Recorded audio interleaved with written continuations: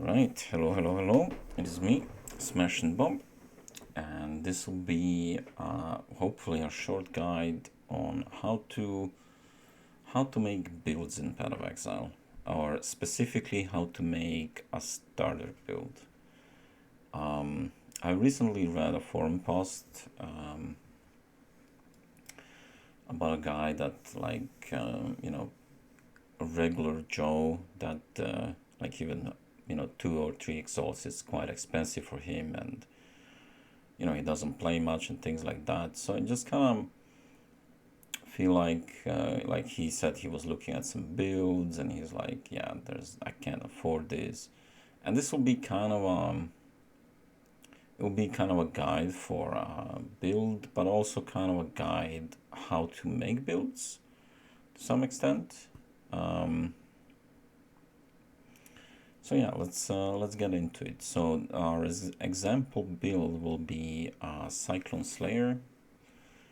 So I'm not gonna use any meta build because I feel like you shouldn't really play meta if you don't enjoy the meta, so to speak. Like for instance, I don't really like totems. I know totems are not meta, so you know, it's like the best thing you could do is just find a skill that you like, possibly like investigate several different guides and just try to figure out how to make it, right?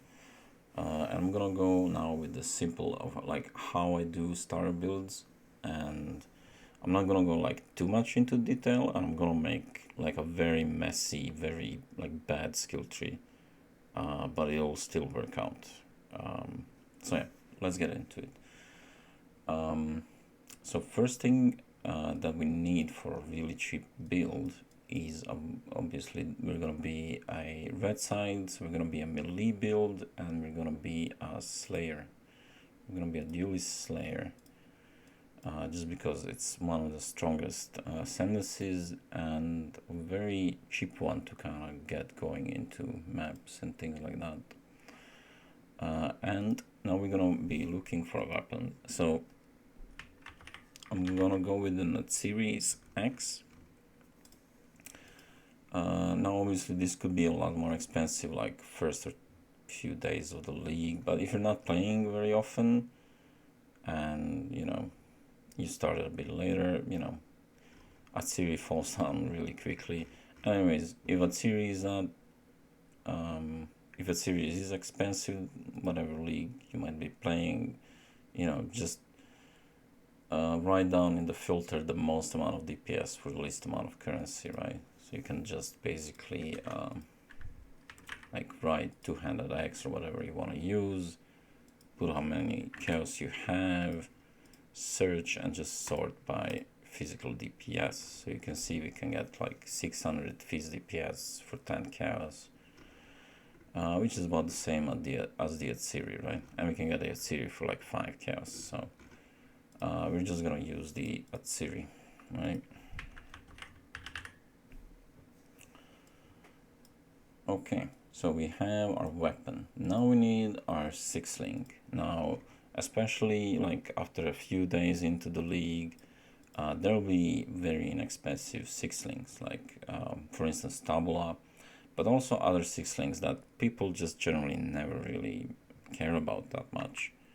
The way you can like check these cheap 6-links is you set up 6-link here, and then to kind of prevent seeing a lot of tabulas, you just make sure that it has some links in a different color, like because tabula will always be 6 white, so you will not see tabulas and stuff like that. We also want it to be body armor,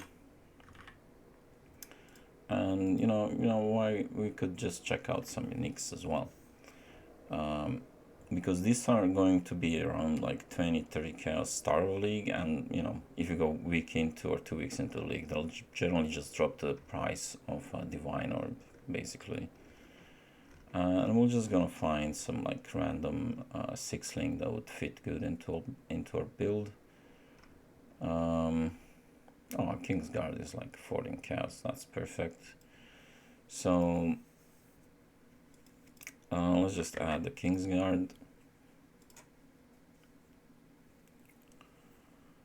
So it has some nice life, has 1000 armor, which is pretty decent, and it's also strength intelligence. So it wouldn't be too hard to color into mostly reds, which we would need. So yeah, pretty simple, pretty effective, right? And it has 6 links, which is exactly what we need. Alright, so far we have spent 5 chaos plus 14 chaos, so we can round it to 20 chaos. Maybe if it's start of league, maybe a bit more, but yeah. So we have our 6 link and we have our weapon. Okay, let's take some Slayer stuff. So we're gonna go with just with a simple, you know, damage, overleach. Overleach is basically what makes a Slayer a Slayer. That's basically, if you're making a Slayer, you're basically probably gonna take the overleach. So now with the Slayer as well, you generally want to go for Wall Pact, and since we were making a cheap build as well, especially on the red side, the Resolute technique is a pretty good keystone because we then have to build accuracy. So it's just really good. Okay, let's start on like the way of the build. So first things first, what I like to generally do, I like to set this up immediately to like the level I feel like I would probably level up, right? Like if you're relatively newer and you think that like level 95 is kind of hard to reach, maybe you'll just design your builds around reaching level 90 or maybe level 85 or something like that. I'm gonna leave it on level 90. So the reason you want to do this is just so you see how much life you gain from leveling, right? Because obviously it will be a bit of a difference from level 1. And yeah, that's pretty much it. Okay. So also if you hover over here, you can also see how many skill points you need, right? So we're gonna set it up so we get to up to level 90 amount of skill points. Okay, so first thing you want to do is basically get to the closest notable for damage and the closest notable for life, and that'll be basically our entire thing for this build. We're not gonna take any kind of cluster jewels. We're not even gonna take jewel sockets. We're just gonna grab the closest life node, the closest damage node, and that's it. We're maybe gonna take some armor or resistance nodes as well. So we're gonna go Master of the Arena, and of course you can use the search bar here. For instance, we're using an X, so we can just type X, so you can like find where things are if you wanna, you know, figure things out. But yeah, let's just start. I'm just gonna try to do this as quickly as possible. So we said closest damage notable, bam. Life, bam. This notable, why not? Let's go down here, get a life. We can go and grab some X stuff here, why not? Now also normally I would always recommend take jewel sockets, but in starter builds, and especially if you're a player that doesn't earn a lot of currency, doesn't play very often, jewel sockets might not be the best choice, because in order for a jewel socket to kind of feel better than some, you know, big notable that you can reach instead, you know, you need to kind of invest into a good jewel, which requires currency. So I would just avoid it in terms of like very early starterly builds.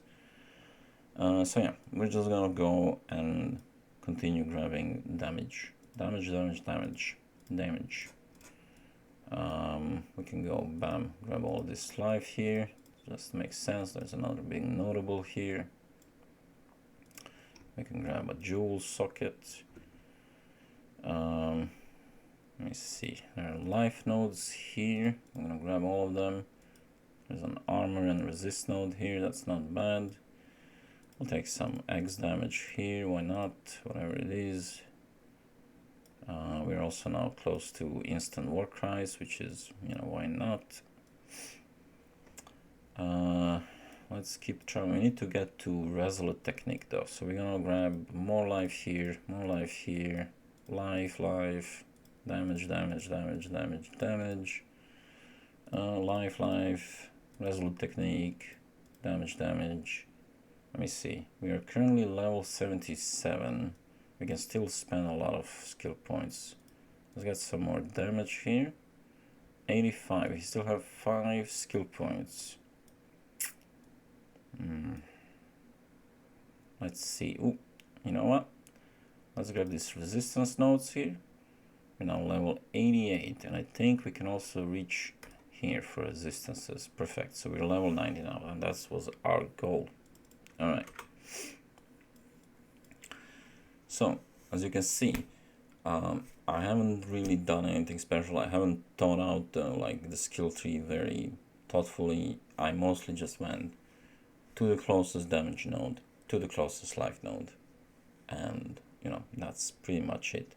Oh, okay, I might have forgotten one thing, and that is on a Slayer you would want to take the Wall Pact.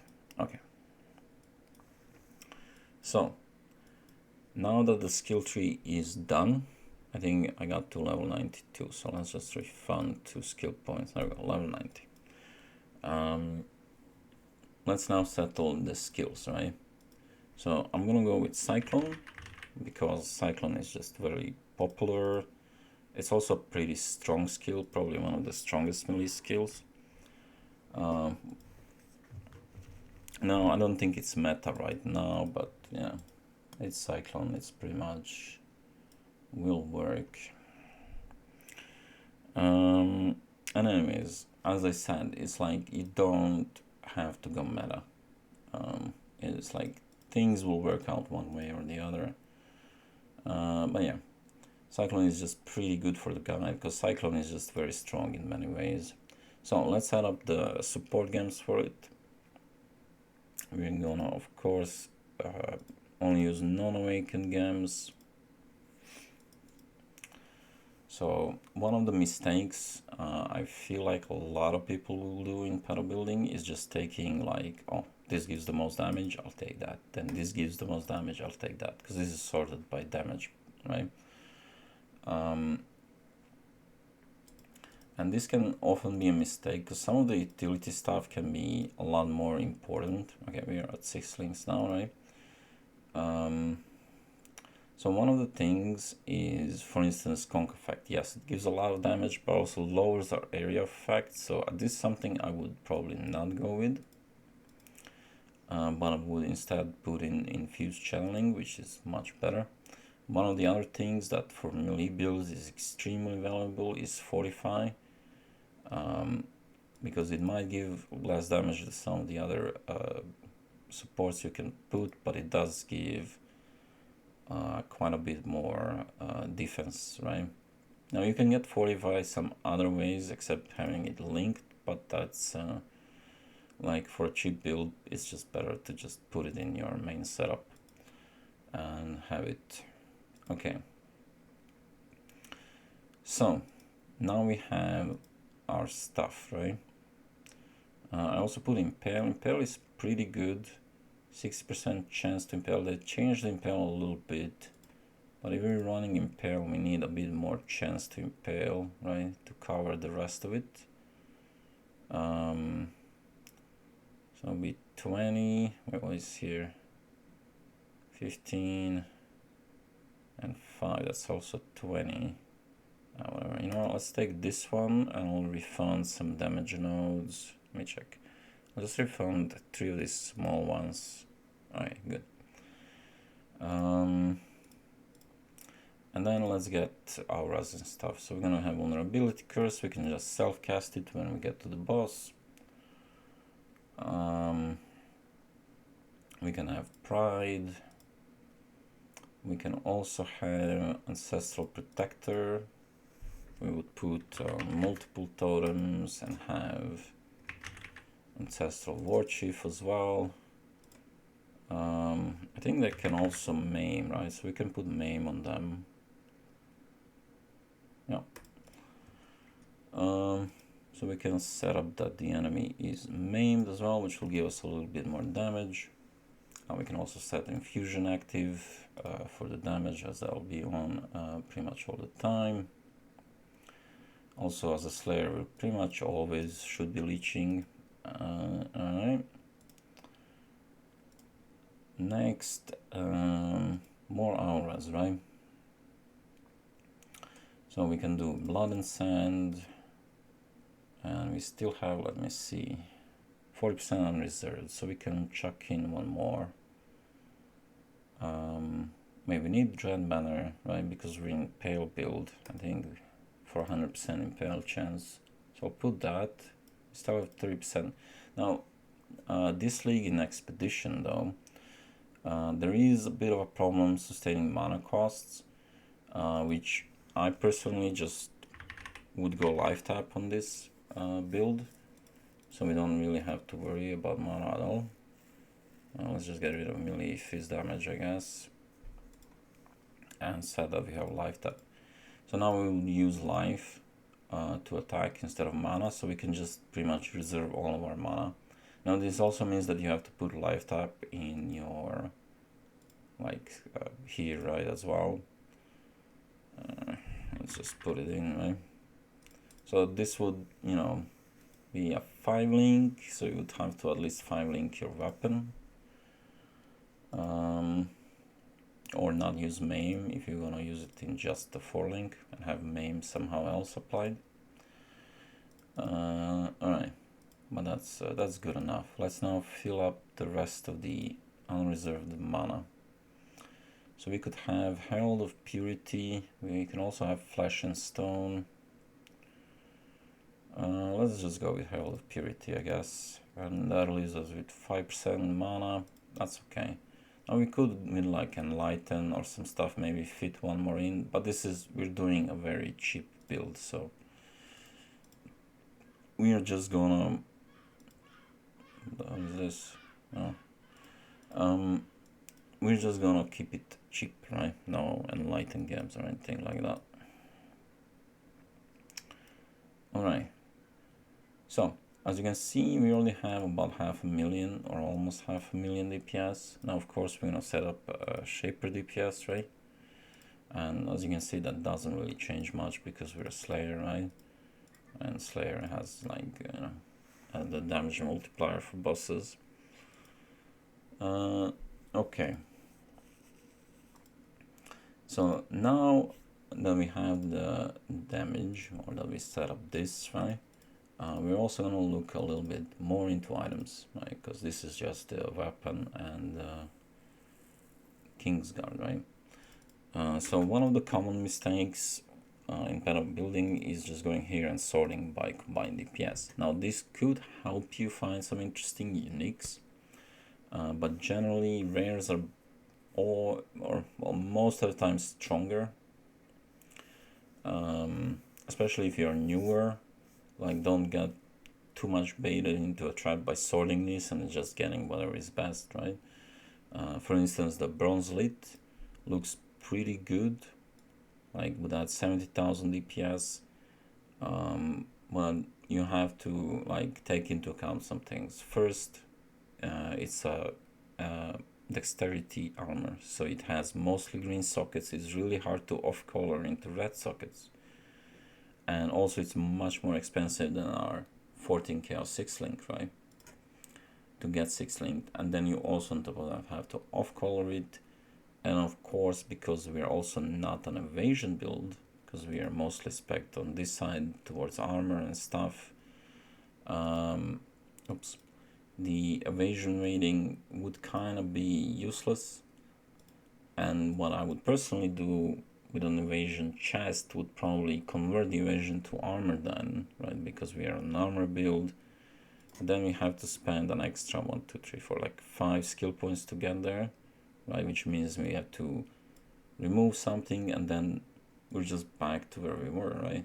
For 450,000, right? So if we go back to this and go back to our all armor, we're again back to 450, right? So you can see how some of these can be a bit of a trap, and not really very useful. So yeah, like for instance, Belt of the Deceiver on the other hand is a pretty good unique, or a pretty good leveling unique at least. You can wear it from level 20. It doesn't have any negative side effects, right? Everything is just positive. You get stats, life, resistances, everything. So it's a pretty good belt. But of course, eventually you might want to get a good rare, and most of the damage, why we get so much damage from this belt, because nearby enemies are intimidated, and we can also get it through some other means. So the belt can eventually be upgraded, right, into a rare belt. But since we're making a very cheap build, this is perfect belt, because this is like a 1 chaos belt, right? Okay. Next, another big trap is the Abyssus Azomite version A. This is a helmet that will get you killed all the time, and we will just avoid it. Okay, then we have, I don't know, Lion's Roar. Why not? We can put a Lion's Roar. That's actually a decent flask.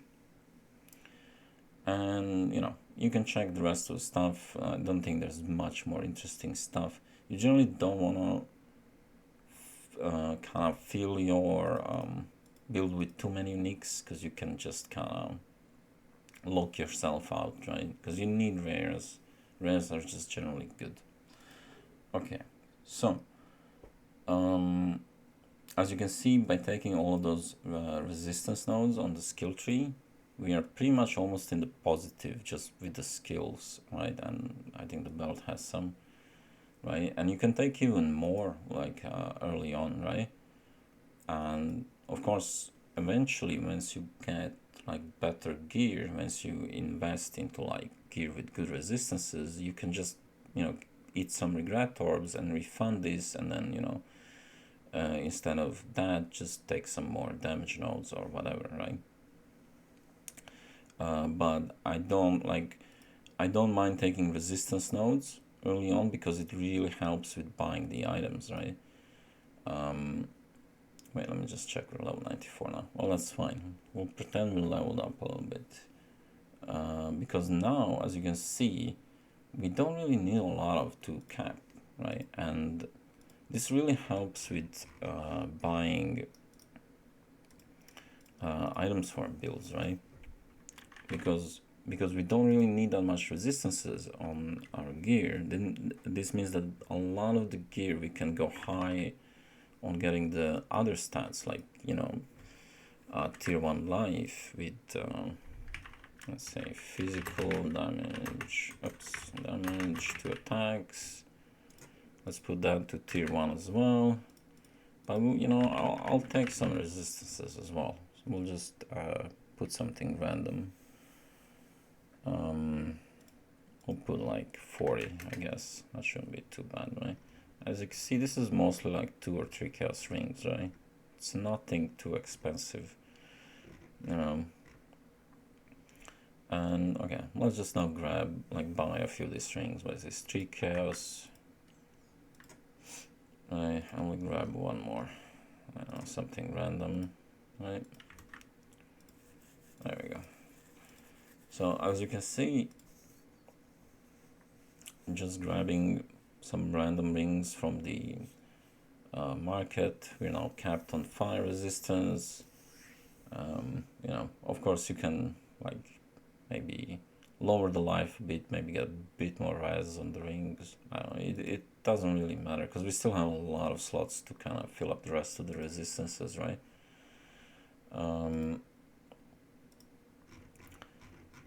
And we can just grab, I'll just grab whatever like cheapest.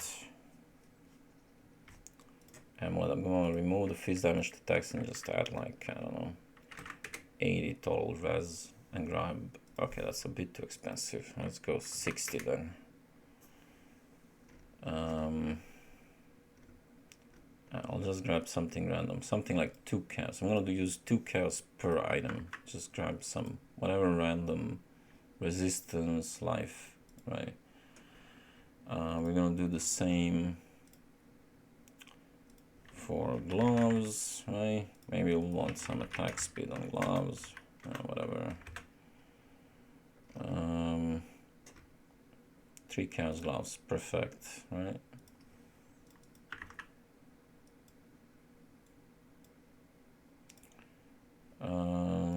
Alright, good enough, right? Or should I get boots as well? Okay, let's get all the gear while I'm at it, I guess. Boots, right? Oh wait, we don't have attack speed on boots, right? We could probably add some movement speed to boots, I guess. I'll put like 20, right? Again, it's like 1 chaos, right? And okay, that's pretty good enough. So as you can see, we have 500,000 shaper DPS. We have 5,000 life. Of course, there's still helmet, so 5,000 is easily reachable, right? Now half a million shaper DPS is not like super good, but it's good enough to go into red maps, right?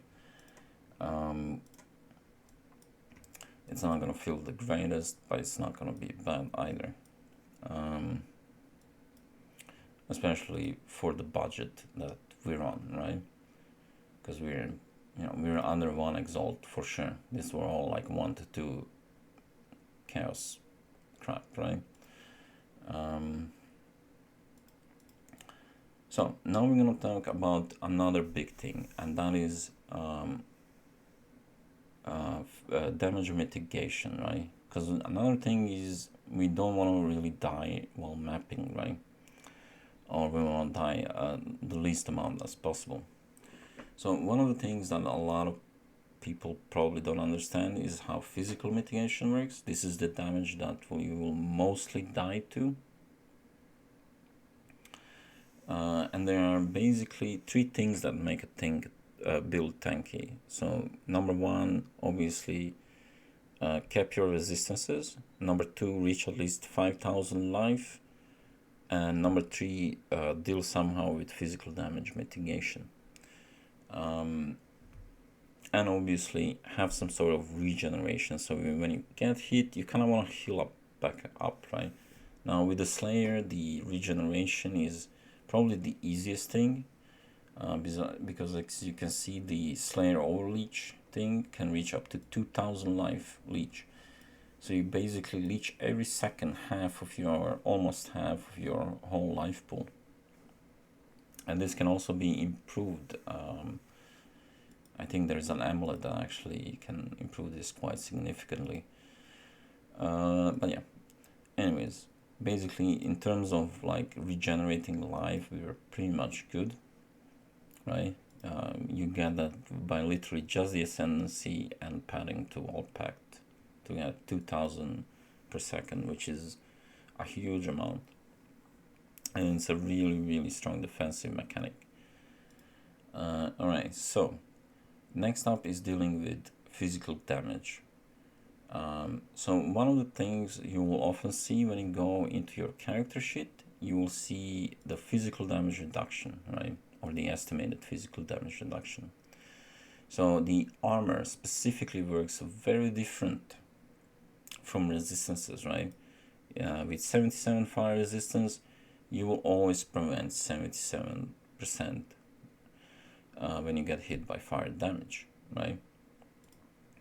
If you look here at our maximum hit taken for fire damage, we can take a big hit, 24,000 fire damage, by just basically capping our fire res, right? But you can see our physical damage maximum hit is much lower. So let's get back to the armor explanation, because this is basically also a bit wrong as well, because of how armor works, right? Now armor works basically on the amount of hit that you receive. So let's say we are on maybe somewhere in the campaign and we got hit by a monster by just 50 physical damage, right? Well, you can see now that our physical damage reduction from armor is 90%, right? So what that means is that also when we get hit by a big hit, let's say we got hit by 10,000 physical damage, our armor only prevents 8% of it, right? And I generally like to use the 10,000 as the damage number, because this is a number that you can get hit by in this game. The example is the Minotaur. The Minotaur can hit, if you know, when he kind of goes under the ground, right, and then like plumps back up and one-shots you. That does about 7 or 8, I think something along those lines, about 7,000 physical damage, or 8, I can't remember correctly.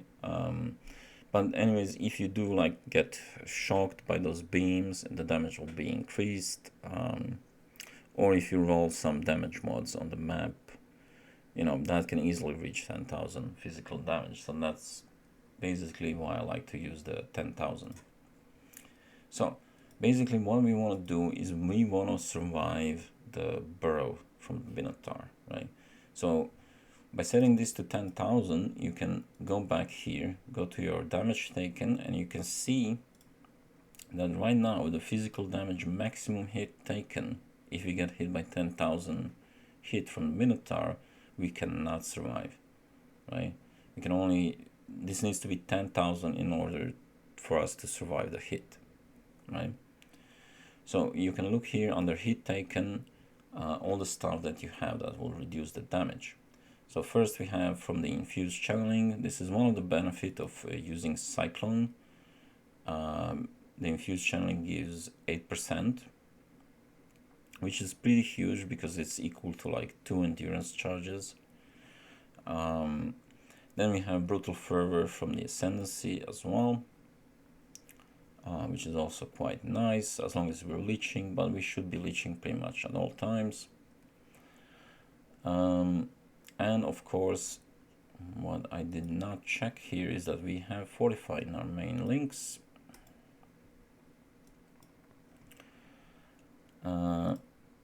So that's another 22% less. And with the Fortify, we're almost there to tanking the Minotaur one-shot. If we were to run a fully clear map, we would probably survive, right? But like any follow-up attack might finish us off. So I would like to get this to 10,000 at least, right? Now another thing is we did take the instant war cry, so we could just put an enduring cry and get some endurance charges, and there we go. And I think, yeah, there we go. So with the enduring cry and some endurance charges, we can survive the Minotaur one shot when he burrows, you know, under the ground. And that's basically what I would consider a pretty good amount of physical damage mitigation, right? Well, if we were just mapping around and normal mobs or whatever maybe hitting us for 1,000 fizz damage, we will be fairly tanky against that, as you can see, because the armor would be much more effective, right? This is also another thing about, there's a specific keystone here called the Imbalance Guard. Now this is a particularly decent keystone for when fighting bosses. If you don't have a lot of, if you're on the armor build but you don't have a lot of armor, right? Because when we get hit by a big damage hit, right, like the 10,000, with how much armor we have, right? We can, without the Imbalance Guard, we only prevent like 21% with the armor. With the Imbalance Guard, we prevent up to 27, even though this would technically come to the same amount of maximum hit taken, because we are now capped to only prevent up to 50% from, this only applies to physical damage reduction, by the way, not to resistances or anything. Yeah. So yeah, it's slightly better actually, but yeah, something you want to consider if you like have some armor. That's actually a pretty decent keystone. But since we actually do have pretty strong mitigations, we don't actually need that. And yeah, that's pretty much it. We can also just try to get a bit more armor. We're only at 8,000, so just getting to like 16 or 20,000 would help as well if you want to get more tanky for physical damage. But generally, this is just, in my opinion, a decent amount of mitigation. Okay, so that's about it. And as you can see, there's nothing really expensive in this build. There's no cluster jewels. There's no, like, we don't even have a jewel socket. Sorry, a jewel. And there's still plenty of things to do to kind of get this build to more damage, right? On a non-crit build, you could, well, I don't know under this patch, but you could probably get to about 2 million damage with some light investments, you know, and things like that. But yeah, this is basically, and you can apply this kind of strategy of just, you know, get to the closest damage node, get to the closest life node, to other ascendancies and other like things. It's just that obviously certain ascendancies like the Slayer and things like ascendancies like Slayer that are really strong both offensively and defensively will obviously be somewhat better, right? But yeah. Anyways, if you enjoy this kind of thing, leave a like or some shit. And, you know, if you're maybe interested, if you want me to cover maybe a different ascendancy or something, let me know. But yeah, this is that's really about what it is, and you know how easy it is to just, you know, grab basically. I can't remember how much we spent. I think this was 5 chaos, this was 14, and this was all like 2 chaos something. So, you know, half of an exalt, something about half an exalt, 50 chaos maybe at most, right? To get a build that can go into red maps, it's not gonna like do the best with 500,000 damage, but it can definitely, like 500,000 is enough to do red tiers. But yeah, for bosses, shapers, seers, things like that, you want to reach at least 1 million, like that I would consider a minimum. But that shouldn't be like too hard from this point. And yeah, that's pretty much it. And you also want to take into account when you're using 6-link, like if you get your at series 6-linked as well, and get an extra damage in your totems, right? You can also take it into account that they also do damage, right? So as you can see here, the protector does about 300,000, the war chief does about 250, so they do 500,000 as well on top of you.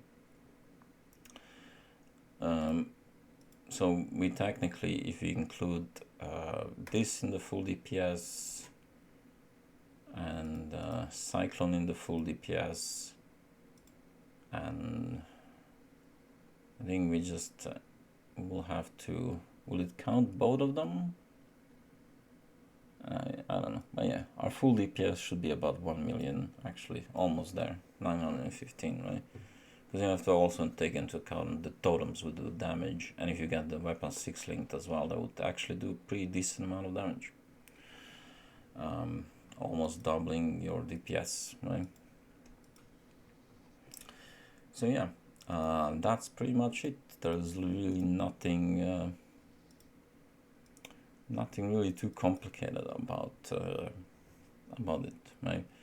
You know, when you keep things very simple, you know, you don't do any kind of fancy mechanics or crap, you can get a decent build that can do stuff on the cheap, especially in the red part of the skill tree on the strength stuff. But obviously on some other stuff, especially some meta skills that are currently, you know, strong. So yeah, there it is. That's That's all there is to it. All right, well, thank you for watching, and goodbye.